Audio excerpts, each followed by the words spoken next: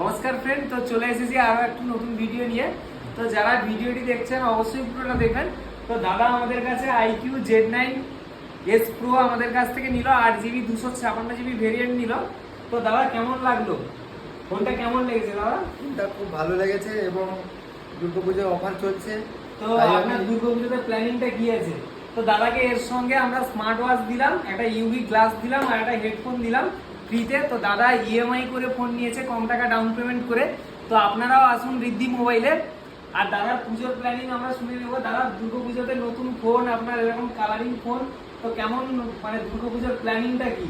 দুর্গাপুজোতে তো অনেক জায়গায় ঘুরতে যাওয়ার আছে, প্রোগ্রাম তো রয়েছে।